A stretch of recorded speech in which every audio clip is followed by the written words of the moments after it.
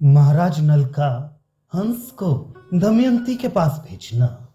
महाराज नल ने उस पक्षी राजहंस से आविर्भूत विशद अनमरत रूपी वचनों को अच्छी तरह से सुनकर हंसते हुए कहा, अर्थात जैसे कोई अधिक वस्तु से तृप्त होकर पुनः उसे निःसृत करता है, वैसे ही उन्होंने भी हाथ से निःसृत किया। चंद्रमा से प्रादुर्भूत वचन रूपी विमल अमृत का पूर्णतया पान करके तृप्ति हो जाने पर उसी विमल अमृत को मुख से निःसृत करने के समान हाथ से करते हुए महाराज नल बोले। महाराज नल लाल लाल कमल रूपी अपने करों से उस हंस को सहलाते हुए तथा उसे आनंदित करते हुए प्रिय वाक्य अमृत रूपी वाणी द्वारा धीरे धीरे कहने लगी, हे राजहंस, आपका स्वरूप अतुलनीय है तथा आपकी सुशीलता भी अवर्णनीय है। अतः सामुद्रिकों का वह कथन आपको देखकर ठीक ज्ञात होता है कि जहाँ स्वरूप सुंदर है वहाँ गुण भी भले हैं। अर्थात आप सामुद्रिकों के उपयुक्त उदाहरण के उदाहरण स्वरूप हैं। हे राजहंस, आपकी देह केवल स्वर्णमय नहीं है, अपितु आपकी वाणी भी स्वर्णमय है। आपका निर्वलंब आकाश रूपी मार्ग में ही पक्षपात नहीं है, अपितु मेरे ऐसे निरवलंब लोगों पर भी आपका स्नेह है। हे राजहंस, अति संतापित मुझे आप शीतल तथा उत्कृष्ट पवन से प्राप्त हुए मेरे संताप को दूर किया। धनकों का योग शंख पद्म निधि से तथा सज्जनों का योग गुणियों से होना अच्छा होता है, अर्थात आप गुणवान हैं।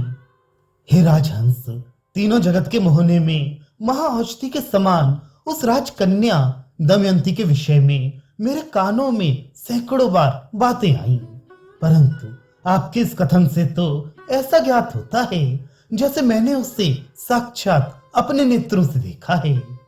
हे राजहंस, विवेकी जन अपने विवेक से तथा अपने मित्रों के विवेक से जिन बातों को देख सकते हैं, जान सकते हैं, उन बातों को मनुष्य को आंखें स्वयं नहीं देख सकती, क्योंकि आंखें तो केवल मनुष्य के मुख में आभूषण रूप में हैं। किसी भी मनुष्य के हेतु अपने ज्ञान से अथवा अपने मित्रों के ज्ञान से अपनी उस दया पात्र के लिए जो बातें जान सकते हैं, वे बातें वह दया पात्र स्वयं नहीं जान सकता तथा न स्वयं अपनी आंखों से देख सकता है। जैसे मनुष्य की आंखें अपने पास के कानों आदि के अलंकार को देख नहीं सकती। हे राजहंस, विदर्भ नागरिकों ने अनेकों बार मुझे उस दमयंती की ललित कथा कानों में सुनाई। वह कथा मुझ अधीरवान को कामाग्नि प्रज्वलित करने में सामधेनी से हुई है। धिक्कार है अधीरता को। हे राजहंस, यमराज की भार्या की दिशा से दक्षिण से उत्पन्न प्रतिकूल पवन, दक्षिण पवन उस दमयंती के वियोग रूपी अग्नि समिधा को मलयाचल की सर्प मंडली से विस्फुजित पवन के सदृश मुझे ज्ञात होता है। अर्थात जैसे लोक में आग को समिधा में रखकर हवा से प्रज्वलित करते हैं, वैसे ही ये मलयाचल के सांपों द्वारा छोड़ी गई हवा दमयंती के विरह रूपी अग्नि रूपी मुझ समिधा को, मेरे शरीर को जला रही है। हे राजहंस, ये चंद्र जो प्रतिमास में सूर्य के साथ सम्मिलन करके उसकी तप्त किरणों को लेता है, उन्हीं किरणों द्वारा ये मेरे धैर्य को खींचता हुआ मुझे क्या जला रहा है। हे राजहंस, यदि कामदेव के बाण वज्र नहीं है, पुष्प निर्मित है, तो अवश्य वे फूल विषलता से उत्पन्न हुए हैं, क्योंकि ये काम बाण मेरे हृदय को मथे डाल रहे हैं।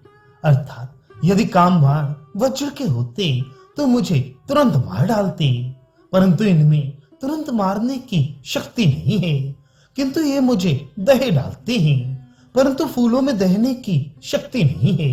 अतः ये उन पुष्पों से निर्मित किए गए हो जो पुष्प विषलता के फूल हैं।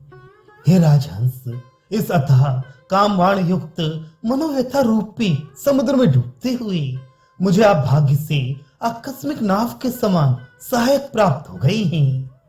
हे राजहंस, अथवा हमारी आपके प्रति प्रेरणा क्या पिष्ट पिषण तुल्य नहीं है? अवश्य है, क्योंकि ज्ञानों की प्रामाणिकता सत्ता प्रमाणभूत होती है तथा सज्जन लोग परार्थ करने के लिए स्वयं ही उद्यत होते हैं, किसी के कहने पर उद्यत नहीं होते। हे राजहंस, आपका मार्ग मंगलकारी हो और आपका पुनः समागम शीघ्र हो। जाइए, कार्य को कीजिए तथा कार्य काल में मेरा स्मरण रखिए।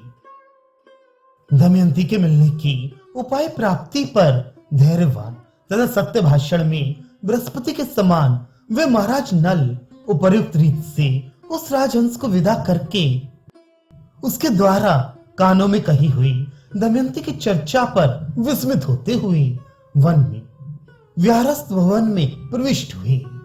तदनंतर वह राजहंस उसी दिन महाराज भीम की पुत्री को देखने से अपने नेत्रों को कृतकृत्य करने के लिए इस विश्व के अलंकार भूत कुंडिन नगर में गया।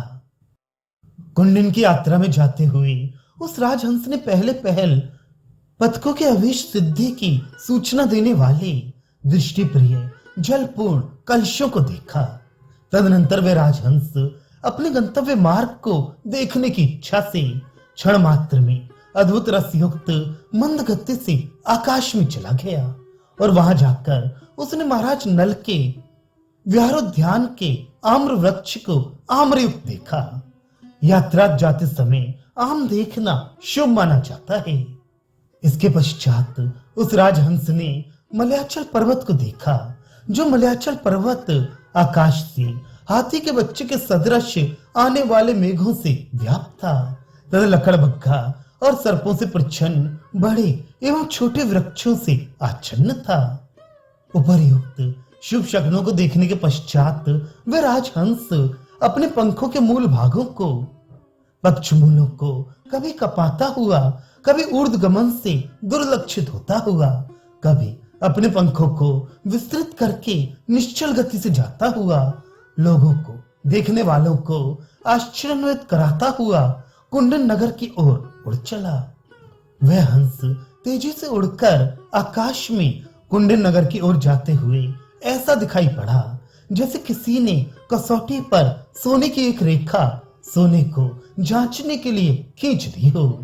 अर्थात नीले नीले आकाश में पीले रंग का वह राजहंस कसौटी पर खींची हुई स्वर्ण रेखा सा दिखा।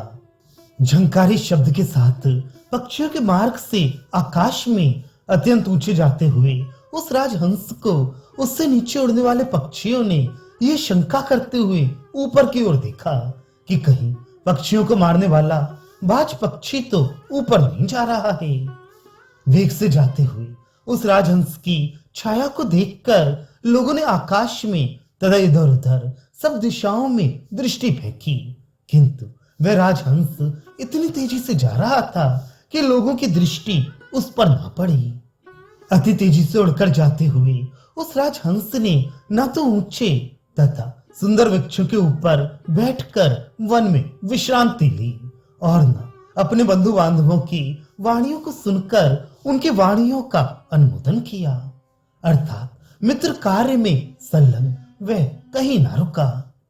इसी प्रकार वेग से उड़ते आगे जाने पर उसे समस्त पृथ्वी तल में सुंदर एवं उत्कृष्ट तथा महाराज भीम के द्वारा शासित सुंदर कुंडन नगर दृष्टिगत हुआ, जिसकी अट्टालिकाएं कैलाश हिमालय के ऊंचे भवनों के समान थी।